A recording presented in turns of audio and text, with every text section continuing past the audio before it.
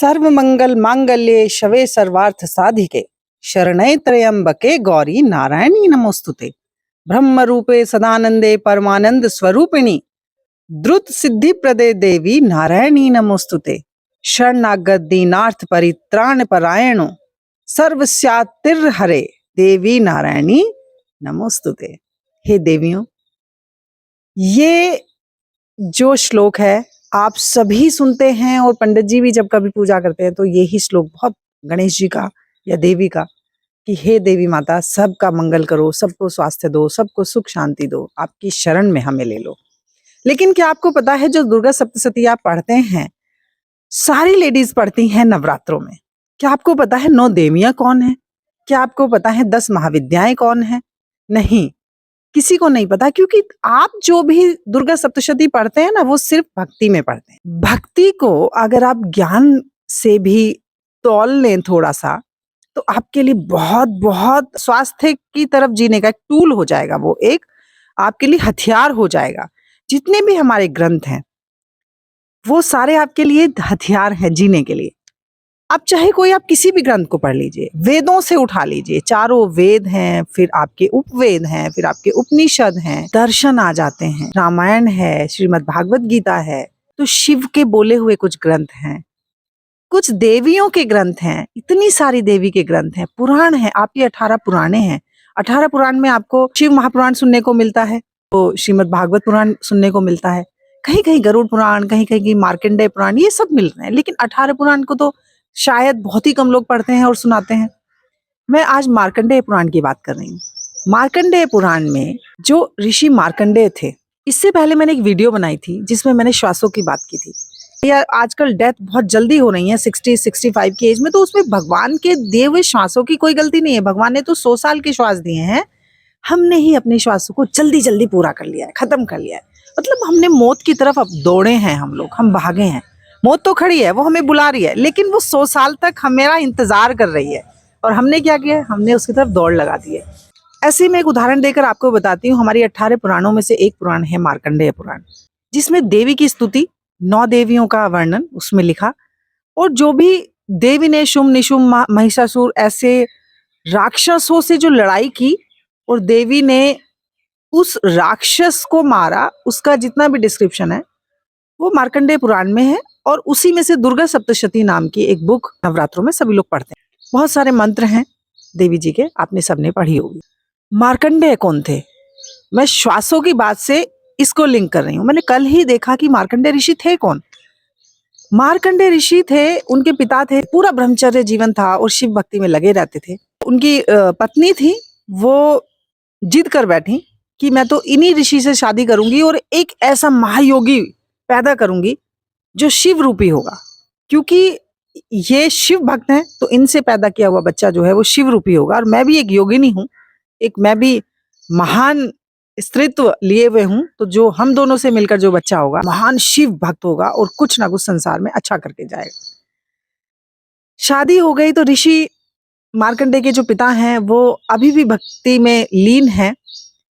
तो एक दिन पत्नी आती है और वो रोती है, कहती है कि मुझे कितने साल हो गए तुमसे शादी किए हुए, वर्षों गुजर गए, मैं तुमसे अपना एक पुत्र चाहती हूँ जो कि आपकी तरह शिव रूपी योगी बनेगा। वो मना करते हैं, वो कहते हैं नहीं, मेरी शिव भक्ति में तुम बाधा नहीं करोगी, शादी तुमने मेरे से जबरदस्ती की थी, मैंने नहीं तुमसे कहा था कि तुम मेरे से शादी करो। वो रोती हैं, कहती हैं कि मैं आपसे एक बच्चा चाहती हूँ और अगर आप ऐसी शिव भक्ति में लगे रहे और शिव ने अगर दर्शन नहीं दिए तो मेरी तो जीवन व्यर्थ चला जाएगा। वो रोती हैं, वो कहती हैं अब मुझसे नहीं सहा जा रहा, बहुत वर्षों गुजर गए, मुझसे नहीं सहा जा रहा है। देवी पार्वती को प्रार्थना करती हैं, देवी पार्वती जी दर्शन देती हैं और कहती हैं कि शिव से आज्ञा लेकर वो दर्शन देती हैं और कहती हैं कि ठीक है, तुम इनकी और थोड़ी सी तपस्या रह रही है उसको पूरा होने दो। पार्वती चली जाती हैं, शिव से प्रार्थना करती हैं कि शिव जी महाराज आप इनको बेटा दो। खैर दिन गुजरते हैं और उन दोनों ऋषि और ऋषि पत्नी को एक बेटा पैदा होता है। लेकिन उधर से नारद जी गुजर रहे होते हैं और नारद जी जो है वो ब्रह्मा के पास जाते हैं और ब्रह्मा जी से कहते हैं कि ब्रह्मा जी ये क्या है, ये क्या लीला है आपकी, आप तो नियंता हैं, आपने ही तो ये संसार सारा बनाया है, आप बताइए। तो ब्रह्मा जी कहते हैं कि सुनो नारद, उनको बेटा तो होगा, शिव कृपा से बेटा होगा, लेकिन उस बेटे की उम्र केवल 5 साल होगी। उसके श्वास 5 साल तक ही हैं। 5 साल 6 दिन में वो यमलोक चला जाएगा। नारद बड़े परेशान होते हैं कि ये तो बहुत गलत बात है। नारद जी आते हैं और जो मार्कंडेय के पिता हैं उनको समझाते हैं कि आप अभी इस दुख से दुखी ना हो। मैं आपको अभी बता रहा हूँ, जो पुत्र आपको हुआ है 5 साल 6 दिन में ही ब्रह्मलीन हो जाएगा या यमलोक चला जाएगा। बहुत रोते हैं। उनकी पत्नी भी सुन लेती हैं। पत्नी बहुत रोती हैं कि ये नियंत्रण की कौन सी बात है, मैं इसको स्वीकार नहीं करती।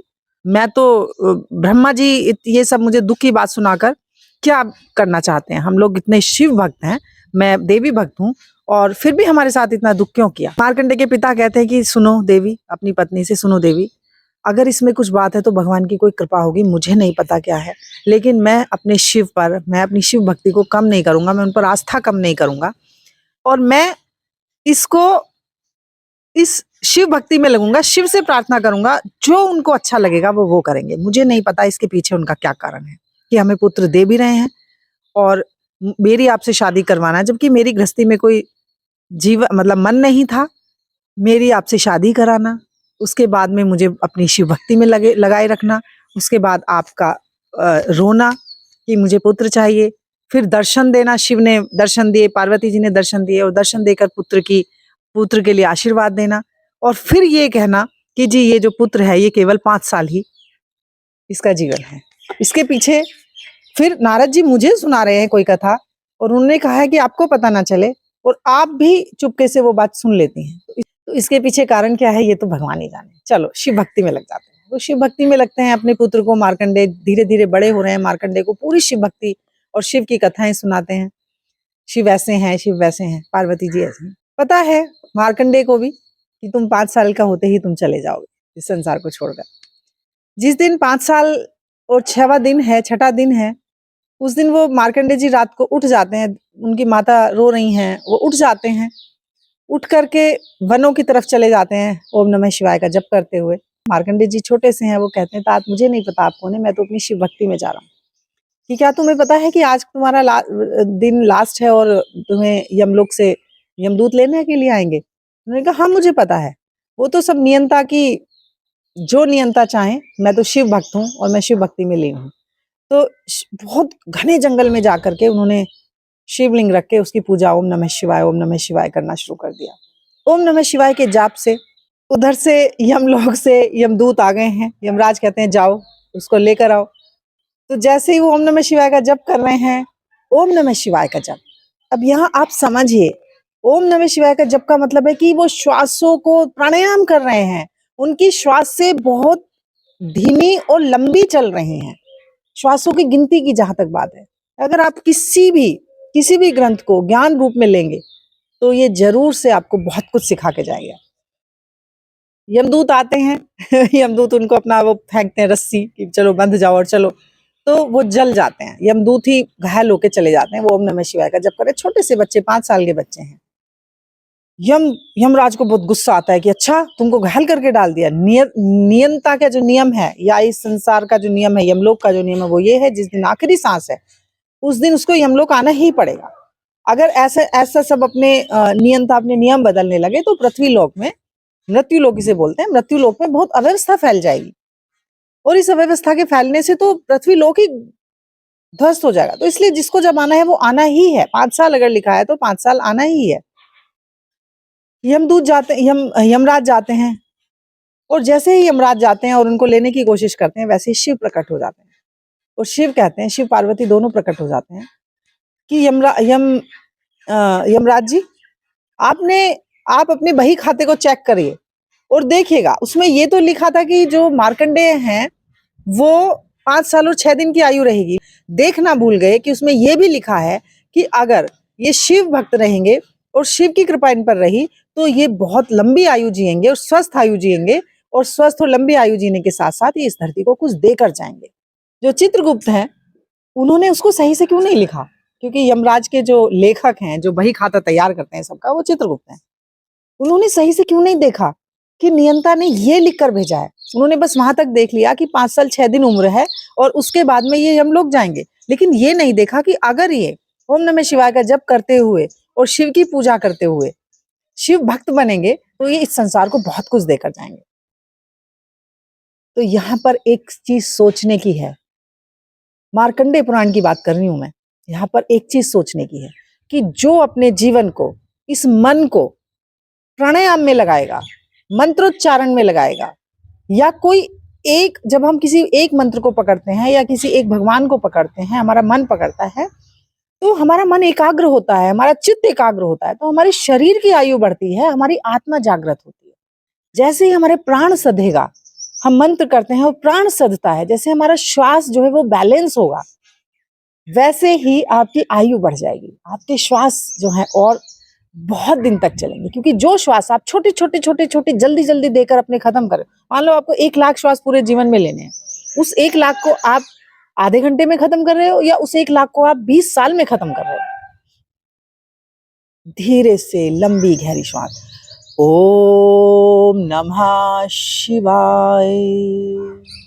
आपने ओम नमः शिवाय कहा तो एक काफी देर लगी, सांस भरा, ओम नमः शिवाय,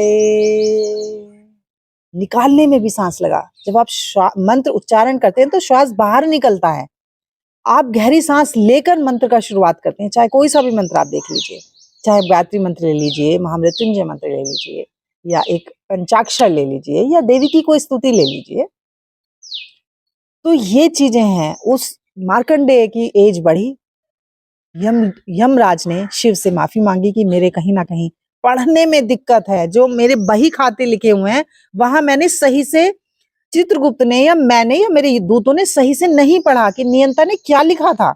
नियंता ने केवल उतना ही नहीं लिखा था कि इनकी एज 5 साल 6 दिन रहेगी। नियंता ने लिखा था कि अगर ये शिव भक्ति में लगेंगे, अगर ये देवी की भक्ति में लगेंगे, अगर ये अपने जीवन को प्राणायाम से, योग से अच्छा करेंगे तो इनकी एज और ज्यादा लंबी होगी।